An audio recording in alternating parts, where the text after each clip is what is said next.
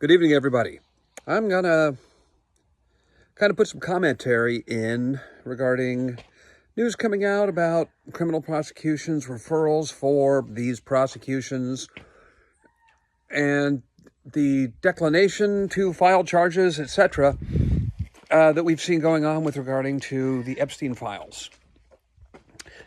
There's stuff in there that's being said that is not really being explained, but tend to be some magic words. Now, last week, a couple weeks ago, and yeah, this was a horrifically mismanaged from a public standpoint. The Trump administration, Pam Bondi, just have managed the messaging, the image, the optics of this are just god awful. And for a guy who's usually so dang good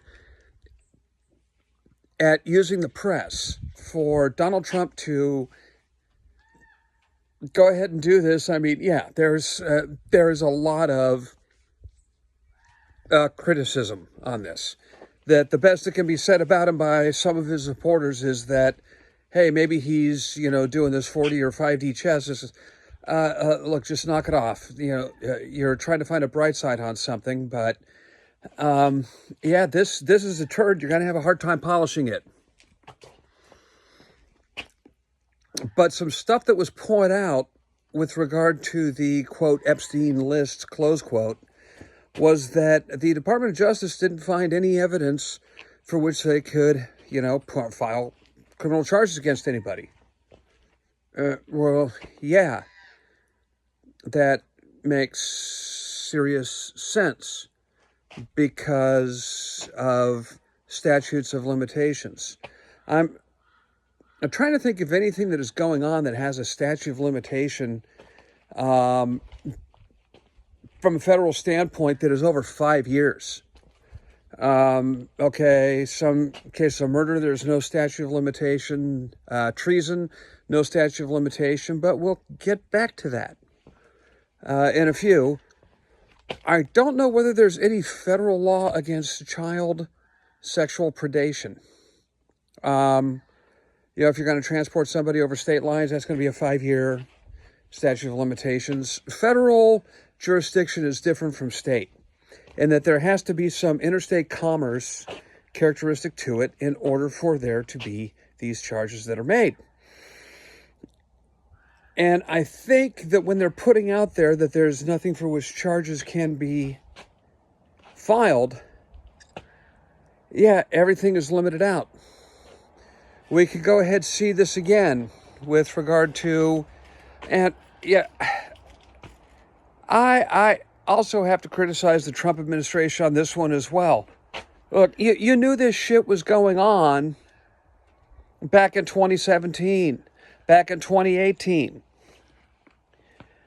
You knew that you were hoaxed, or that the Trump-Russia stuff was a hoax.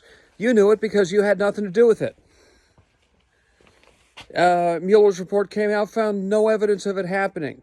There was a handwritten note by the CIA director Brennan from a meeting that he had in July of 2016 that said, hey, the Hillary Clinton campaign is going to put forth this link to Russia to vilify, and yeah, Brennan spelled it Villify, Trump. And further investigation said that because Hillary Clinton had her own troubles with her computer issues and the bad stuff that was coming from that, she was going to, they're going to come up with some story to make him look bad. Well, what Obama did was he knew this was a hoax. Brennan knew it was a hoax. I take it Comey knew it was a hoax. They all know that this was fake information, but they used it anyway. They used this whopper in order to start an investigation to vex, harass, and annoy a duly elected president.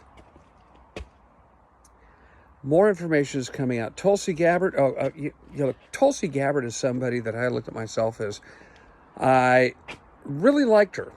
I really liked her a lot. Couldn't vote for her due to a lot of her political beliefs, but, that was back in the late 20-teens. What I liked about Tulsi Gabbard was that she was real. She was genuine. I didn't like all of her political and economic positions, but she was somebody that I looked at and said, this person is genuine. This person is real. I can like this person. I can respect this person, even if I disagree with her. And Tulsi Gabbard got red-pilled. She was in that debate with Kamala Harris. Hey, look, I've been intimately familiar with Kamala Harris for over 20 years. Okay? And seen the impact and effect that she had on everything that she touched. And known people who will talk about what she actually did to places that it's not like she didn't work to get to where she was. It was the work that she did that get to where she was that tells me I don't want my daughter being anything like her. But that's a digression. Tulsi Gabbard pointed out the truth about Kamala Harris.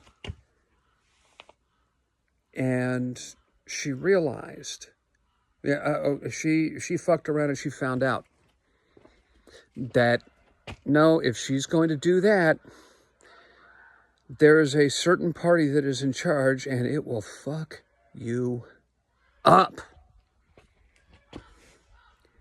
if you go ahead and mess with them.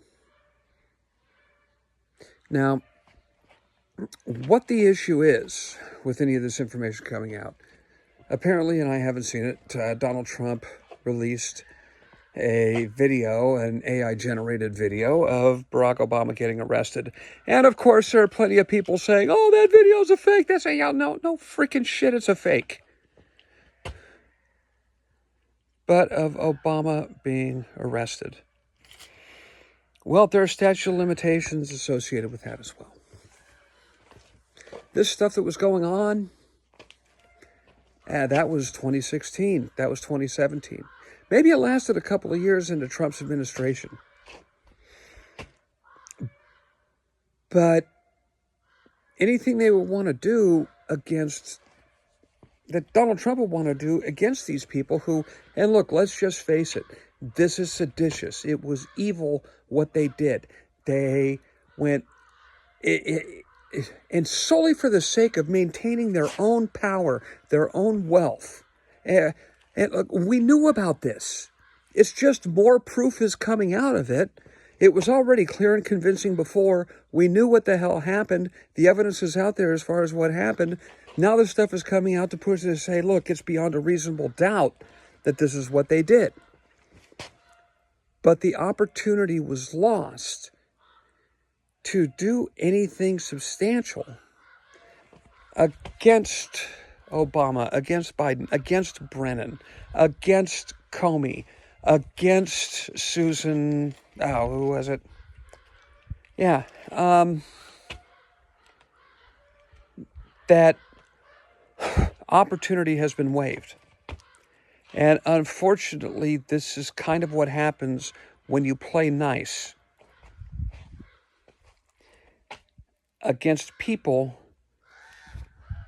who will destroy you simply for the sake of doing it. Donald Trump fucked around. And he did. And the way he fucked around was he thought that these were good people and could have some sense of, no, that's not it. Right now, what we're seeing in Donald Trump and from members of administration, look at what he did.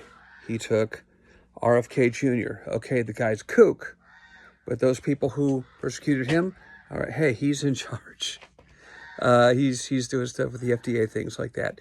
You have Tulsi Gabbard. She was actually put on a no-fly list. The intelligence community actually stood up and went against her. Why? Because she told the truth. Tulsi Gabbard, oh, let's put her in charge of the NSA. Kash Patel was, the FBI was taking action against him. Why? Because he told the truth. Put Kash Patel in charge of the FBI. Donald Trump has taken what I look at as a Machiavellian sort of a response. He learned some lessons. Now, when people think about Machiavellian, most of these people are not those who have read The Prince, who understand what it is that Machiavelli was talking about and what it was he was doing. Machiavelli was not saying, hey, let's go out and be a dick, let's go out and kill people, let's go out and do these things. Machiavelli was one who said, if you're going to be a prince, you got to figure out a way not to be fucked with.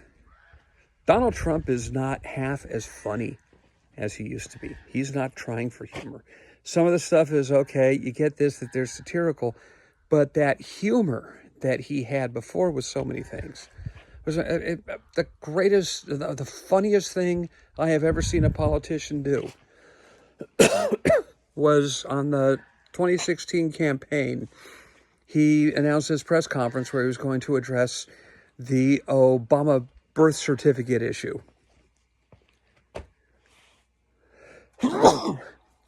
And of course, Trump had 24/7. Here's this coverage. Here's what's going to go on. So he called this press conference for his new hotel that he opened in Washington, D.C. And when the time came for him to come out, he brought out Medal of Honor winners and veterans, all these people talking about how great he is. And then he'd come, other people, here's how great this hotel was. Here's how great this hotel is. Here's how great Donald Trump is. He's a true American. And then like 45 minutes after he was supposed to come out, he steps out and says something to the effect of, Barack Obama was born in America, and walks away. And that was it. And the press was stunned. They were shocked. They just got played.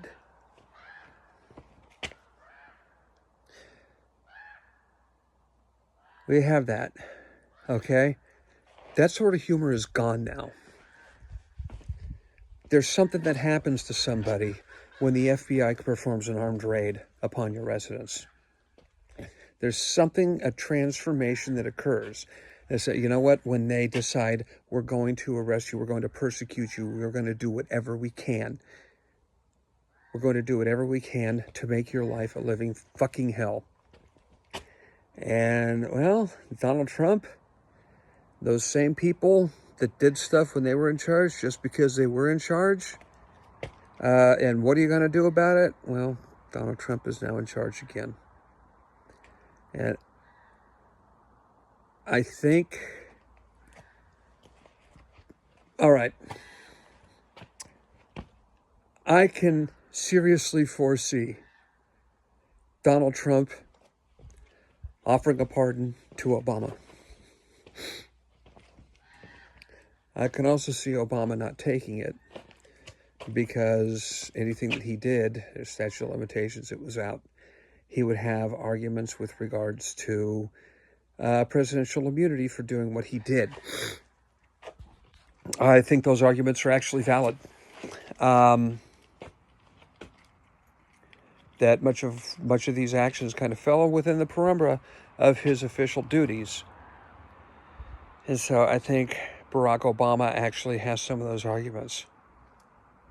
Other guys, Comey, Brennan, etc., expect them to face an indictment coming up for conspiracy, because that's the only thing that I can look at and say there's an ongoing conspiracy with these guys. Any action in furtherance of this conspiracy, including covering it up, continues to toll that statute of limitations. So a conspiracy, yeah, I can see that. And the other thing that I can see is James Comey Sally Yates, that these are people who just might be looking to get the same form of deference and respect extended to them that Donald Trump got, that Roger Stone got, that, yeah, FBI is going to raid them, and then they're going to see what it feels like. As much as I can look at things and say, no, let's not go ahead and do it that way, unfortunately, Donald Trump spent his first term doing that. Look at what happened. The time for kindness and understanding and,